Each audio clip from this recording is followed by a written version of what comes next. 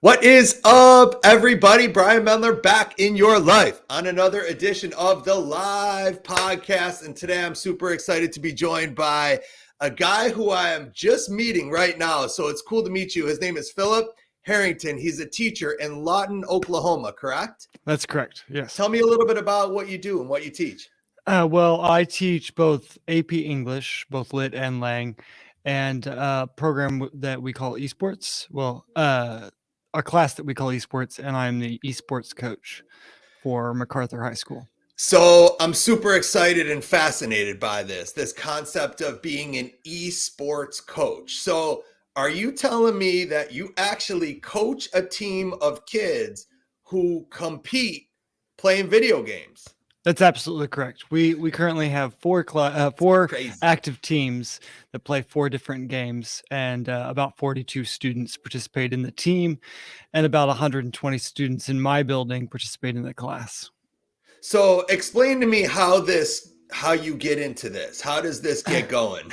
Well, I've been a lifelong gamer, all the way back to the original Nintendo and Super Mario Brothers, the original. Absolutely. Me Absolutely. too, man. That was the game back in the day.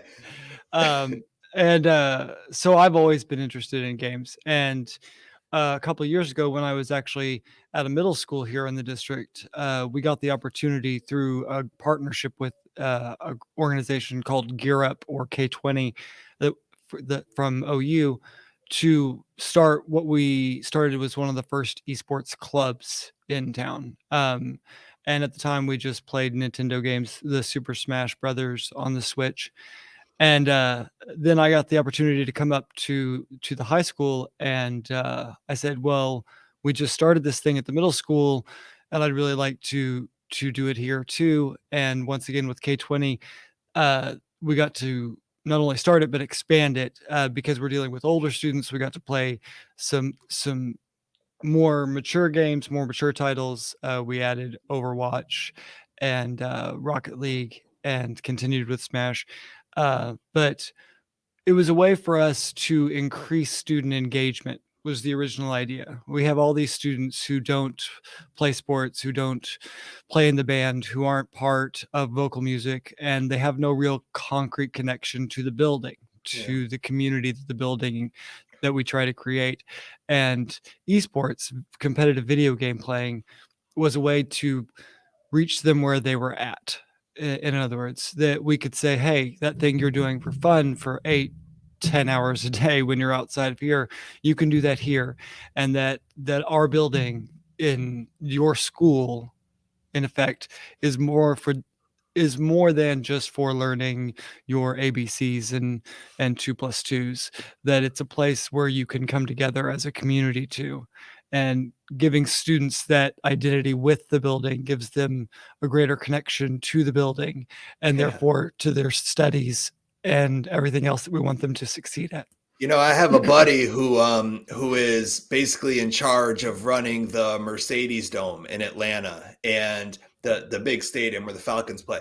And he was telling me that they sell it out for the e-gaming championships, right? So like for the I guess I don't know if it's worldwide or nationwide, but literally they will get 80 to 100,000 people in the stadium to watch people play video games, which is so fascinating because when I was a kid, right, everybody was like, you know, how are you gonna make money playing video games? And can video games really be a thing in your life? And I guess we're sort of seeing in this new world that not only can it be a thing, but you can make a significant amount of money playing video games. Can you not? Absolutely. As of, I think, 3 years ago, which is the last year I've seen concrete numbers for, it was about a $2.6 billion industry. Crazy. And that's just competitive gaming. That's not including just selling video games. That's not all lumped together. That's just in competitive gaming. And more universities are offering scholarships to students to come and play competitive video games for the universities. Most all of our local universities here in Oklahoma have some form of esports program. Whether or not they have paid scholarships is a different story, but quite a few of them do. We have a student at another local high school in the district who will be offered, I think, a $40,000 scholarship to play Rocket League, I believe, here this next year. And so So this wait, is wait, wait, wait, wait, wait, wait. I need to ask about that. So you're telling me that a kid at your school is potentially going to earn a $40,000 a year college scholarship to play a video game? not at my school, at another school in the district, but yes, that's what he has been offered, and he'll have a signing day just like any other high school athlete, where he commits to a university, and it looks very much like your traditional athletics in that students have to stay eligible, and that this is a possible path for them for college, not only to attend a university but to have it paid for. Absolutely. Wow, that's crazy. So how did you get into this? I know you said you're a lifelong gamer. Did you grow up playing games and were you that kind of kid? Yes, I was definitely one of the kids that I would have been reaching out to now as an educator. Um, Never really had a connection with my building. I stopped doing any kind of organized activity, I think, in junior high, when my parents moved me from one town to another, and I guess maybe act of rebellion. I didn't know these kids my entire life. I didn't grow up with them, so I didn't really want anything to do with them. And if I'd been given the opportunity to join something that I was already passionate about, I feel like that could have given me a greater connection and maybe improved my grades and performance Hmm, personally. And because I know that connection and engagement, especially as an educator, I know that connection and engagement are the number one goal. Because without those things, you really can't teach kids anything man, unless they connect or engage. you totally get it. So were you a kid in school that had a hard time connecting and engaging? Absolutely, absolutely. I was the stereotypical loner teenager, never really got out of the dressing in all black thing, but um, yeah, I Looks good didn't. on you though. It looks good on Thanks. you. I didn't really find a place in school for myself, and I've always felt like I was apart from them, and I see that in my students now, and I see that in those kids that come and spend 8 to 10 hours a week with me after school, that if it weren't for this place, they'd have 1, maybe 2 friends, and that would be about it. They'd come here from 7:30 to 3 o'clock maybe, and go home and never think about school outside of those hours. And now I have, an Overwatch team that when we have a snow day is on our group Discord, going over tape and encouraging each other to get things done so that they don't enter the ineligibility list.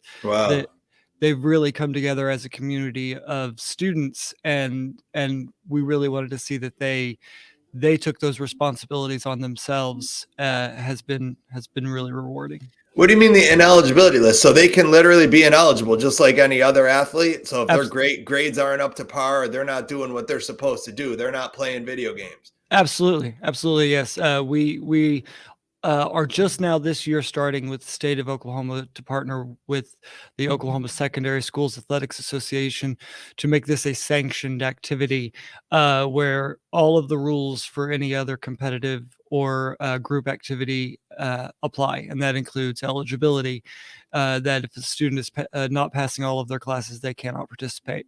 And we, as a group, myself and the other coaches in town, we're holding our students to that standard before we actually started to become sanctioned, because as educators first, we know that their education has to come first, and this was a means for us to impress upon them the importance of that education. And if they can't stick it out in their classes, how can we expect them to give us the responsibility and the work ethic they need here playing for us? So how did this, so I have two questions, right? Number one is how did this start for you in terms of the gaming thing at school? But I guess my first question before that is as a kid who kind of didn't feel connected yourself in school, and I don't know if you struggled academically in school, but socially it sounds like you did. What made you kind of flip that and say I want to become an educator and a teacher? Okay, so both of those things have similar answers. For gaming in school, I sat on a board or a committee, to help allocate the funds from a grant. and we, myself and another educator at the middle school, kind of like we're like, hey, let's pitch this idea. They're never going to go for it. No one's ever going to be okay with us playing video games with students. Right. and surprisingly enough, they actually thought it was a great idea, and everyone got behind it, and our district then got behind us even further and helped with things like funding and building PCs and buying consoles and jerseys and whatnot. And so we've been really fortunate there. But it was really kind of a spur of the moment ask that we never really thought Who to did go you anywhere. ask? So who do you go to for that? At that time it was the K-20 Center at OU who is funding a grant to increase things like student engagement in the schools. Amazing. And as a ways to increase student achievement. And they saw this as an opportunity to reach students that weren't reached by the other traditional activities at a school. And we were really fortunate that they were willing and eager to work with us. And I think they've gone on to encourage other schools to follow our model, which is really rewarding. But we then went on to our district IT personnel, and the director of IT and our a superintendent and assistant superintendent have all been incredibly supportive. They all saw the benefit of this program right away and threw the weight of the district behind it, and we've been very grateful. But it was completely unexpected. I mean, if you'd have told me 3 years ago that, hey, English teacher, you're going to be teaching kids computer networking and PC fundamentals and how to play Overwatch more efficiently, Well, then I would have told you that you were crazy. Me too. Me too. I would have told you you were crazy too. I would have told you you were crazy if you told me that a week ago. And then they read this article about you and what you were doing, and I was like, holy cow, this is crazy. What are PC fundamentals? Right? So wait. Is this like baseball fundamentals? Like keep your hands in a certain spot, or basketball where you follow through with your jumper? You could really Yeah, you could really think of it that way. So in competitive gaming, milliseconds count. And the difference between a 20 millisecond latency and a 10 millisecond latency can be the difference between winning and losing. Sorry. The time it takes for a computer to talk to another computer over the internet. And so kids have to know the ways that they can improve those latencies, get them down and make them smaller. So understanding the fundamentals of what a PC does, how a processor works, how a graphics card works, what they can do to decrease latency caused by their internet service provider. All of these things are important to a competitive esports player. And so they need to know how the fundamentals of how PCs work in order to minimize those things that could be slowing them down. It's like having a baseball player and giving them the difference between, a Louisville Slugger and a wiffle ball bat, and Wow. knowing that they've accidentally picked up the wiffle ball bat instead of the Oh Louisville. my gosh, because you wouldn't even know, right? Exactly. Because on a computer, how do you know? How do you know? Well, we have to basically teach them how computers work and how IT infrastructure works, so that they can then go back to their house and increase the way that their router talks to their computer, prioritizes their connection over other connections. They understand where the bottlenecks are in their PC as far as performance goes, and be able to upgrade those PCs in the necessary way, so they're not only increasing their performance, but also maximizing their money, because PC parts are expensive. So if they know that, hey, if I can spend $50 and replace this RAM, I'll get this much of a percentage boost. But if I spend $250 and replace my GPU, then I'll only get this much. So the RAM is the better option. So, but they can't make those decisions unless they know how those components work and work with each other. So yeah, it's very much an introduction to IT fundamentals. Sure. And next year, my district is even going further and going to have me teach a course in that. No and way.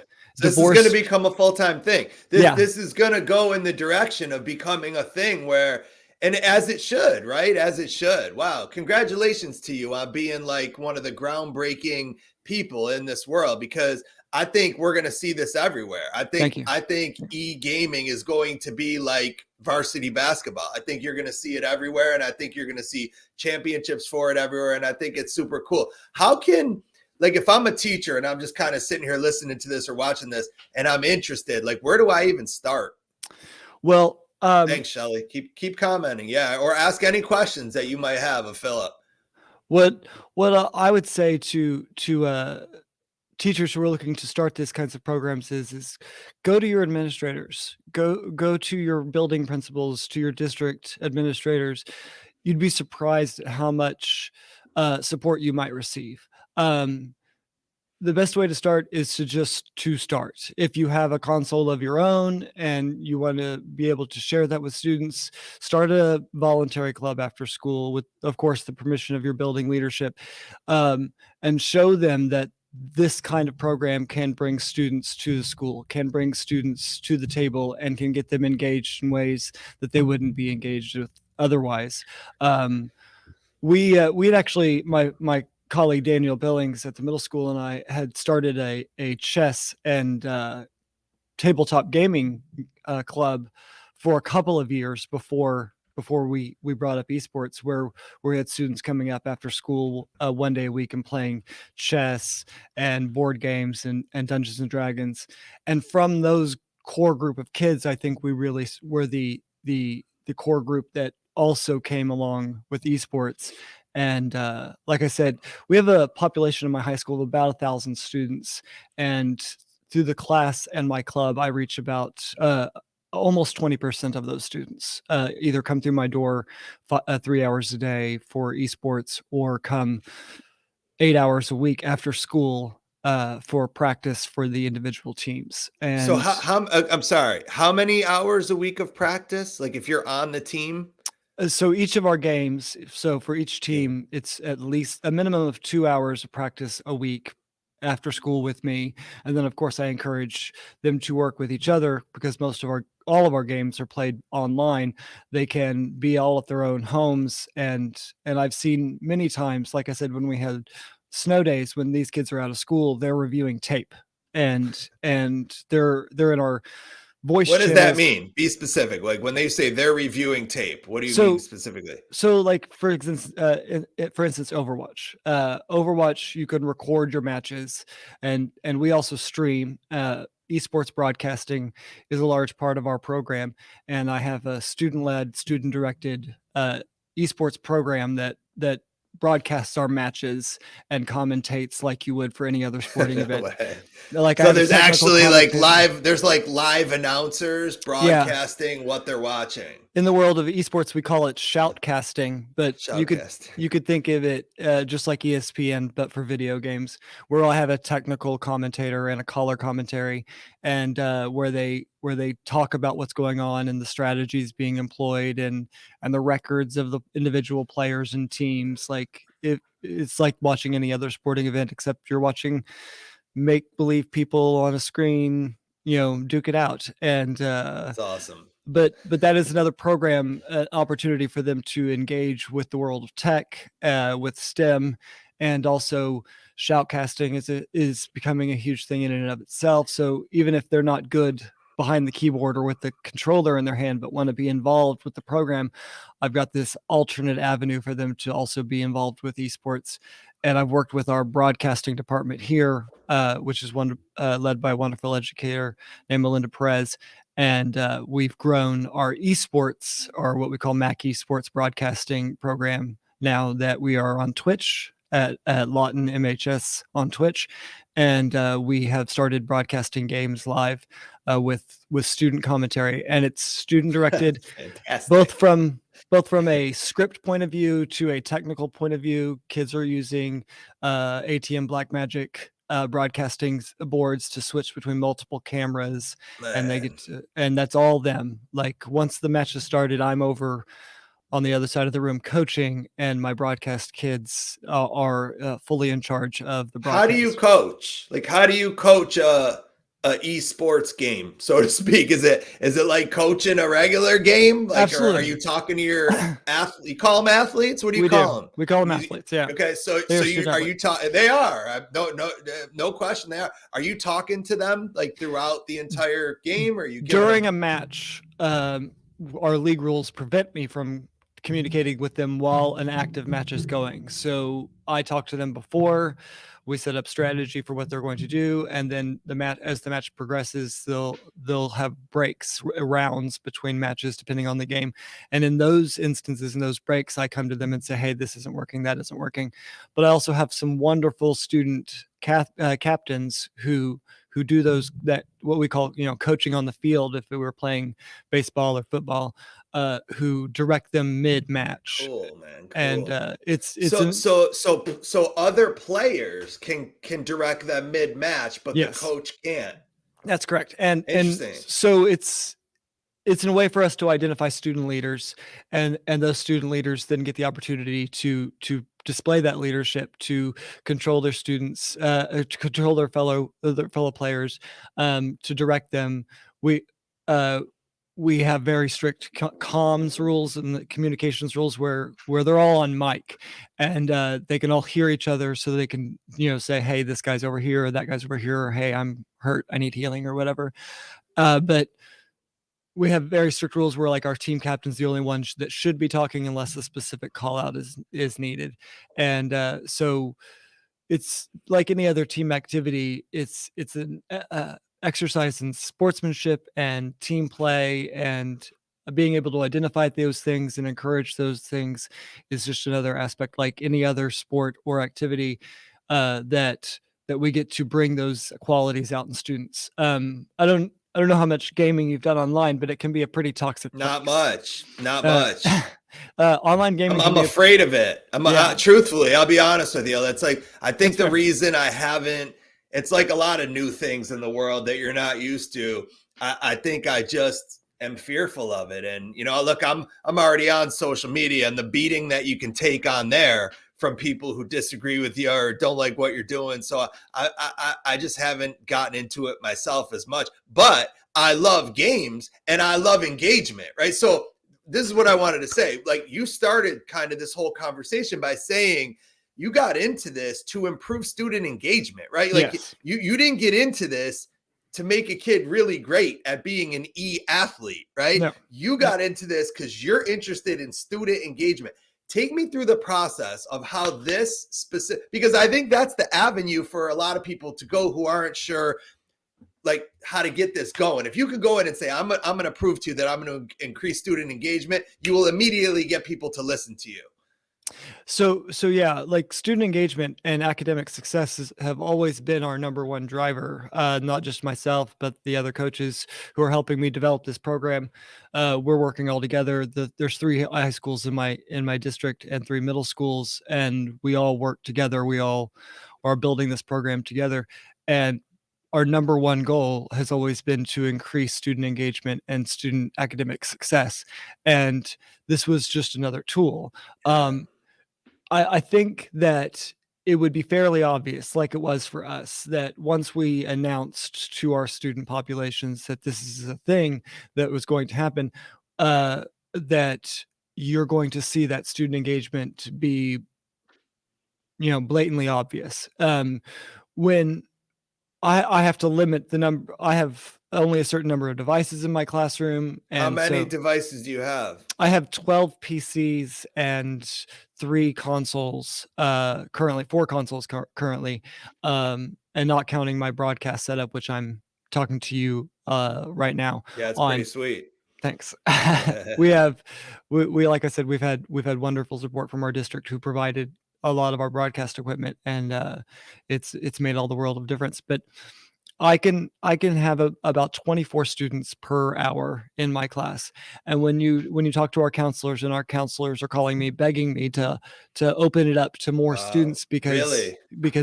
the demand, from the student population is so high, that there aren't very many classes that can say that, like, that students Right. are begging. Um, there, you can't see it, it's just off camera, but I keep notes from other teachers releasing their students to my class. They like this so and so has completed all their work and has a passing grade, and they're asking if they can come to your class if allowed. And I'm keeping them as a kind of a mosaic over here as to show that. How many do you have? Oh, probably right now there's probably 40 or 50 over there, and that's just since December when I moved to everything over to this section. And it doesn't matter if they're on my team or not. These kids want to come in here. They want to their semester test at Christmas was building network cables. They all got to build their own Ethernet cables and take those home with them afterwards. These were working Ethernet cables that they could plug into their computer to their modem and go. And so, Do you teach them how to do all this stuff? And if yeah, so, how yeah. did you learn all of it? Well, I'm a PC guy from way back. In 1993, 94, I was a freshman in high school and taking a computers class. Don't know about your experience with computers classes in high school, but in the 90s, it was very much a glorified typing class. Right. That's And right. That's right. the few friends I had in high school, we were all building PCs and playing games, and by senior year, we took computers 2, I think it was at the time, and instead of actually taking the typing curricula that had been prescribed to us, we built the networks for our high school. And it was a small town, so all of the schools were kind of really close together from the grade school to the high school, and we built computer labs for like the grade school and ran networking cable. This is before It's crazy. this is before schools had big IT departents. I thought you were going to say you were hacking. I could see Yeah. that you. No. All right. Nothing illegal. But no, we modded a lot, but I wouldn't call us hackers. But no, yeah. So I've been building PCs since my teenage years in the mid '90s, and never really stopped doing that. Even though I went to school for English and graduate school for English, I've always been a kind of a techie, uh, and keeping up on the latest thing. And I've built, I don't even know how many PCs over the course of my life. And like part of our program, I have 5 machines that sit in my room, that through grant money I bought the components for because it was cheaper to buy components than it was to buy a pre-built PC at the time. It's not so much the case at the moment because of Yeah. all the silicon shortages, but and I built those PCs for our program, so as a way to give us more bang for the buck. Wow. That's just so fascinating. So, couple questions on here. Somebody writes, what would you recommend if you want to start small, like junior high, 3 school charter network, homegrown, small scale lunch? Like again, what does somebody do to get started tomorrow? So, like I said, the best way to get started quickly is through consoles. PCs, especially in the current market because of silicon shortages, consoles are the way to go. Nintendo Switches are relatively cheap. I think an OLED Switch currently runs for about $350, and then a few more controllers, and within about $500-600, you could have 8 to 10 kids playing regularly, and playing games like Super Smash Brothers and Mario Kart. Mario Kart's getting to be pretty big in the high school, middle school realm. Um, it wouldn't take anything at all to get that started. I find it hard to believe that a district couldn't find you $500 to Right. get that kind of thing started. Agreed. And from there, you can build to having PCs. Our middle schools, I think, play Rocket League on PC, and they play Super Smash Brothers on console, and they're actually starting to think about competitive Minecraft, which is new to me and I'm not really familiar with, but I know that that's a age appropriate game. And um, when I was at the middle school, our biggest concern was, parents having pushback on the kinds Sure. of games we played. We don't want Call of Duty kind of, blood and guts games for the ages of, 6th through 8th grade, 12 to 13 or so, or 10 to 13. And so we focused on games that were more genre appropriate for those for those age groups. But once I came into high school, I could start adding more mature titles because these are, high school sophomores, juniors, seniors that could play more advanced games. But to really get started, especially at that junior high, middle school level, then I would focus mainly on the console play. And there are organizations like the High School Esports League, which also has a middle school component called the Middle School Esports League. That's a national league, and you play against schools from all over the country, up to including like Guam and the U.S. Right. Virgin Islands. You can play people anywhere in the world, and you don't have to Yeah, travel, right? There's and no travel budget because you can basically be anywhere and play against anyone. It's one of the absolutely. amazing things about the computer. Absolutely, and we actually belong in Oklahoma at the high school level to an Oklahoma Esports League, a local homegrown league, and we have, I think at last count, 32 schools in the state that participate from 6A to and down, and we all play each other. And Crazy. one of the great things about esports is we're a 5A school here at my building, but we regularly play 6A1 and 6A2 schools, which are 2-3 times our size, and win, but because Right. behind the keyboard, everybody's the same. Right. When you only need to find 3 players that play at a higher level, you can play at a high level regardless of how big your school is. We actually play against a local town called Geronimo, and I bet their graduating classes are probably somewhere in the neighborhood of 1 to 200 kids. I don't know that for sure, but they're a very small town, and like the small town that I came from, Cash, and I graduated with 100 other people. Uh, and we play against those, and they play against 6A schools, and they win. They have one of the better programs in the state, and it just all comes down to how much effort your kids are willing to put in to participating in your program and to following the things that you're putting out there.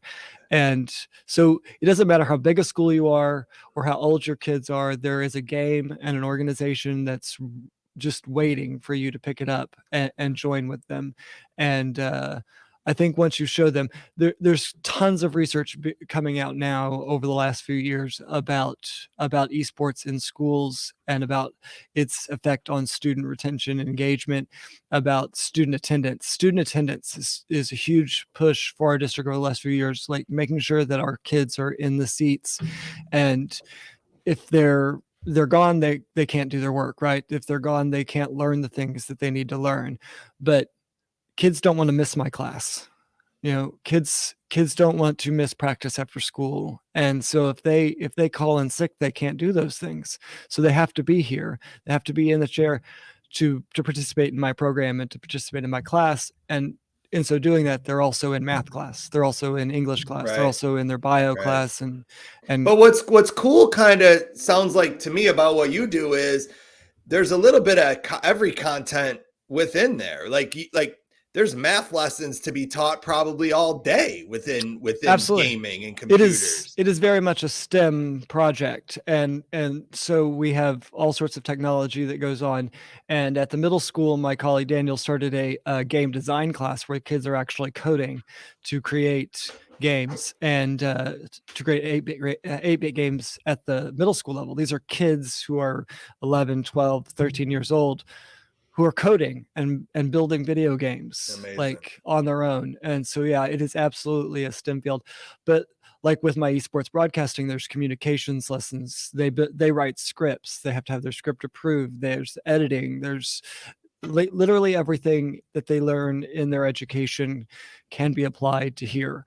And I'm not being hyperbolic here, because like any other sport, your physical fitness is important. Like your reaction times go down if you don't get enough rest, if you're not hydrated, if you're out of shape. So encouraging better sleep schedules and diet and all of those things that come right from their anatomy class or their bio class, that these are the things that also apply to esports or competitive high level video game playing. I think that's interesting because I think there's a stereotype out there, probably I have it included, of you're a lazy person who doesn't really want to do much and you just want to sit around on the couch all day and play video games. And I think that's how a lot of parents view it. That's how a lot of teachers view it.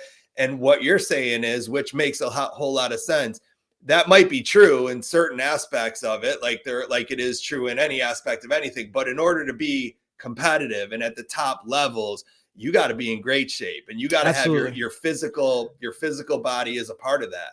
Yeah, like if you get winded going up a flight of stairs because you're so out of shape, then I'm gonna have a faster reaction time than you because I'm not. We're gonna have, especially games like League of Legends, which can go on for quite some time. You're like 45 minutes, an hour, 2 hours for one game. Your stamina is important because if you start getting tired or then your reaction times go down and then I beat you. And so it's important, just as important for them to practice their button pressing as it is for them to stay in physical shape. Crazy. And I have baseball players that play on my team. I have football players that play on my team. There are kids who are just as active traditionally athletically, as they are committed to playing video games. And if you watch some of the world championships, watch the Overwatch World Championship or the Rocket League World Championships, and find me an out of shape competitor, right?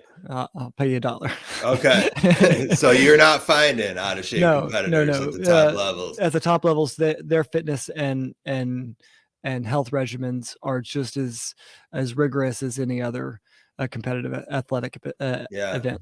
Do you teach? Is there a way, and do you find a way to teach social skills through this as well? Because I think that's another thing that some people might say, okay, well, you're playing video games all day, you're not developing social skills. Are they able to develop social skills through this? Social skills is huge. I started to talk about this earlier. Online gaming is pretty, what we could say, toxic.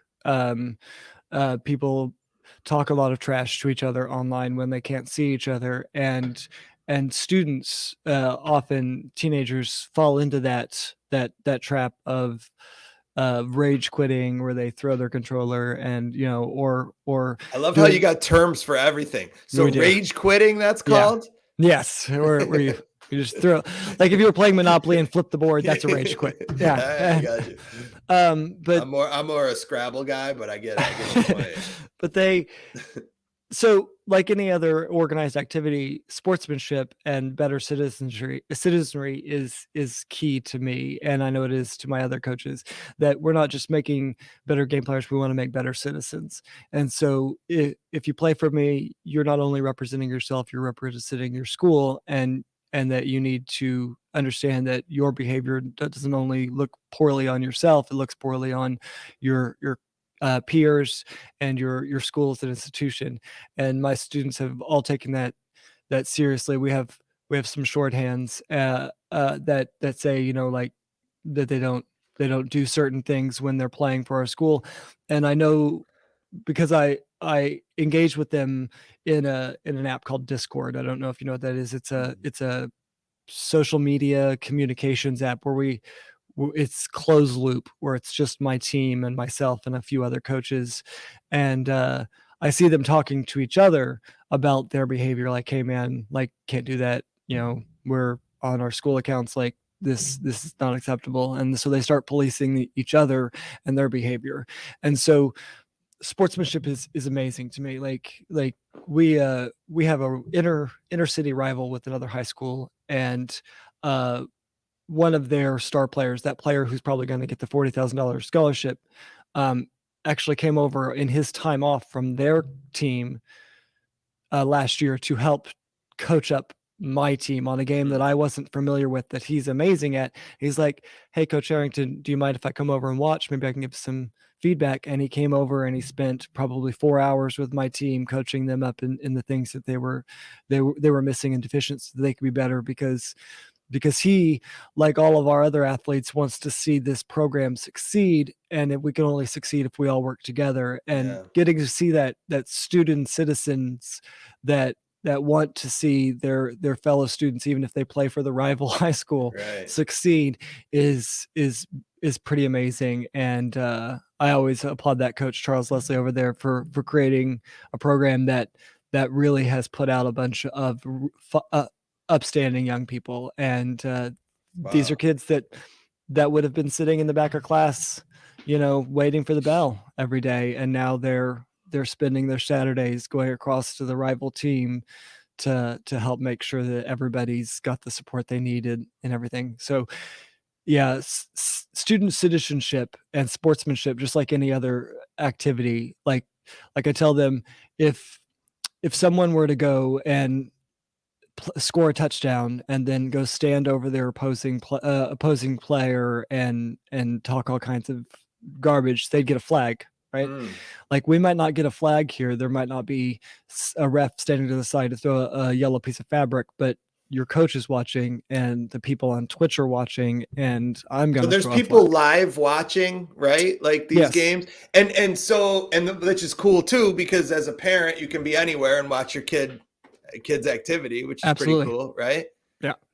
Fascinating. Yeah, so Okay. like we just this semester, we worked all last semester getting the students where they needed to be from a professional standpoint, knowing what they can and cannot say, and getting those bad habits to be broken, the toxic gamer habits, where we like to, like, talk a lot of junk, and getting those things broken to where that we could trust them to be live on mic, and be live on mic, announcing a game against a team that you might want to rub it in their face, but you can't do that because we have to maintain professional, a certain journalistic professional distance. Even though we're a home team and this is our home team that we're rooting for, we cannot cross that line from rooting to being negative against the other team. That's the old journalism, by the way. Yeah, The yeah. new journalism is directly aligned, by the way, with certain sides, but it's not supposed to be, but Well, no. it is. Right, So right. so yeah, we're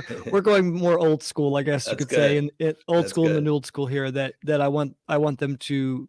They could. I told them they can be. What in sports journalism is called a homer. They can root for the home team, but they cannot be negative against the opposing team. And I want to show them that they can do those things where you can be supportive without being destructive. Yeah. And they've really come along. I have a good group of about 6 or 8 kids that are camera ready and mic ready, where I can trust them to do the things and not worry about having that to have that 30-second delay and So so as a coach, right? As a coach, like if I'm a varsity baseball coach and I have an unbelievable athlete, right? There's a path. There's a path. I'm not saying it's an easy path, and I'm not saying it's a path that you're gonna necessarily get and succeed on, but there is a path for you to make a substantial living doing this, right? yeah. Does that path exist for your e-gamers? And if so, what does that path look like, and how do you get them on that path?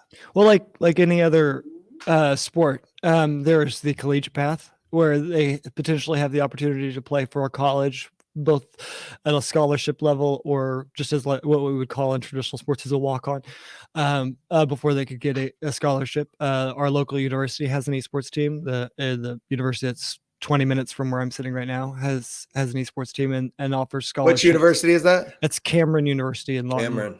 Yeah.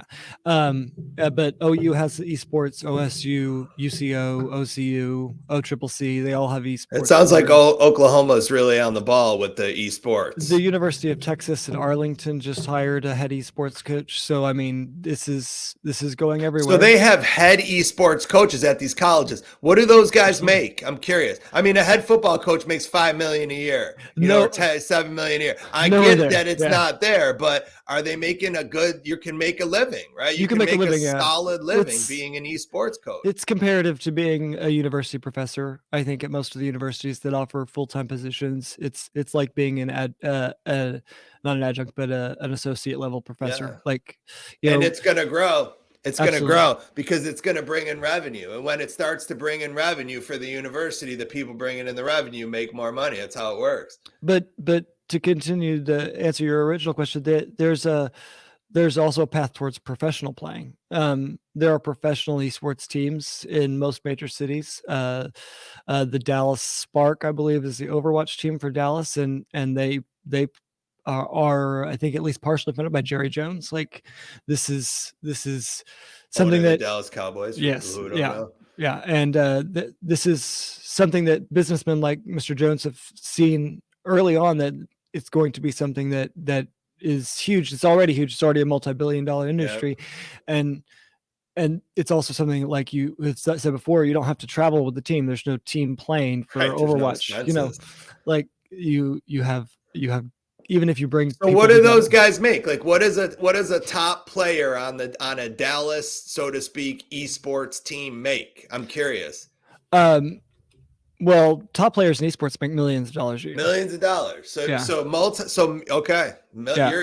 You're a multi-millionaire if you're at the top of this. I feel like there was a 14-year-old a few years ago that won over $1 million playing Fortnite.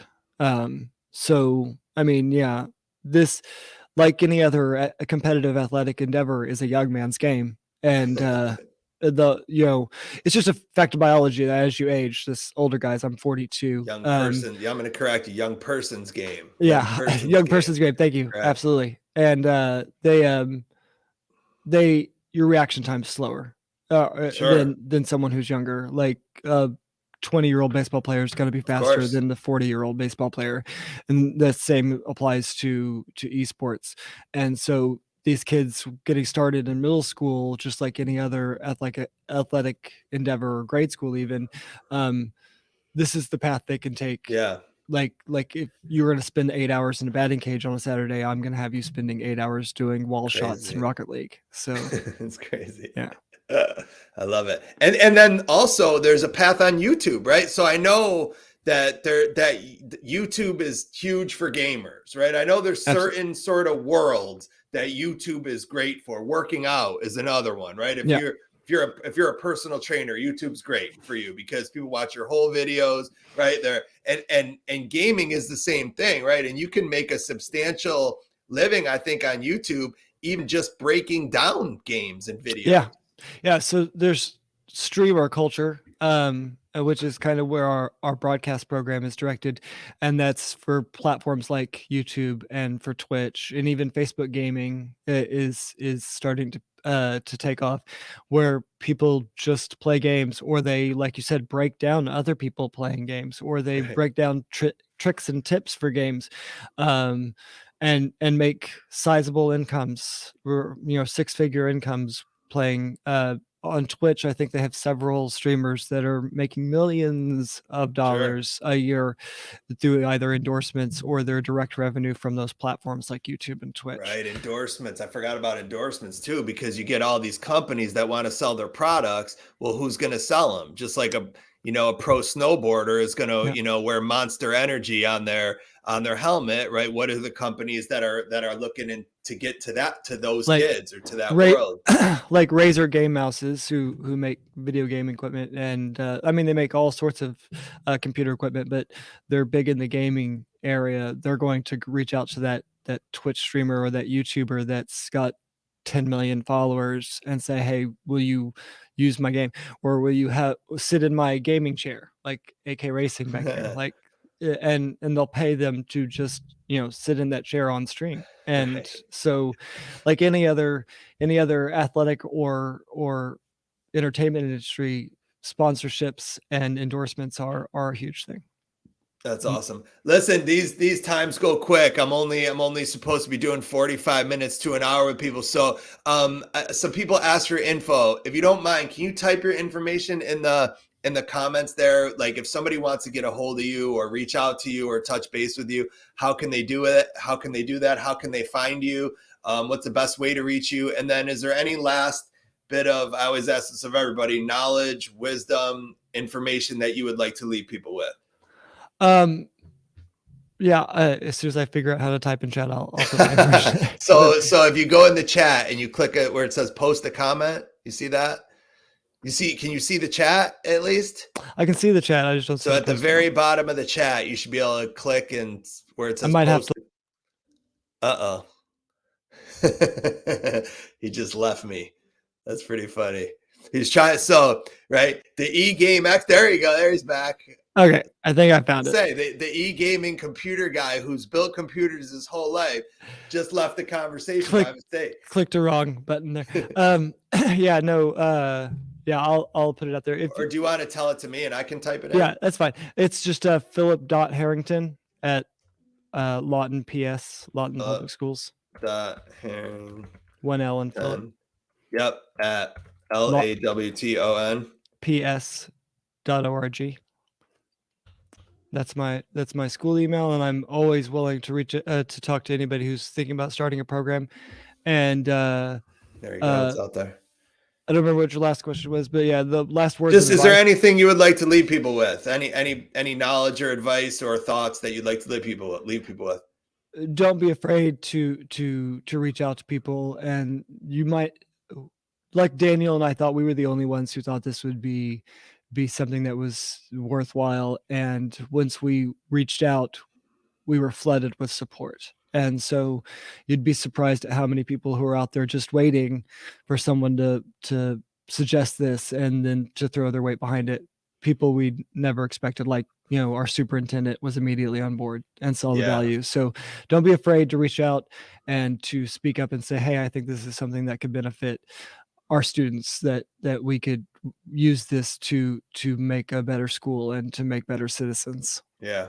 And I think anything that improves engagement, improves growth, improves, friendships, inclusion, getting kids involved in something, right? We say that all the time. Like, what is the something that the kid is involved in, and what's the connection that they have to the school? And, and if they don't have that, what are the avenues to explore? And so many kids love video games so much. And it's so cool to me that now there's like a place where they can really go and do them and learn from an expert and learn all about skills and sportsmanship and, self-control and all of these skills that we're always trying to teach kids through the passion that they already have, which is really cool. So shout out to you, man. Congratulations on doing this, on what you do. It's a huge inspiration, and I think it's really neat. So it's much appreciated.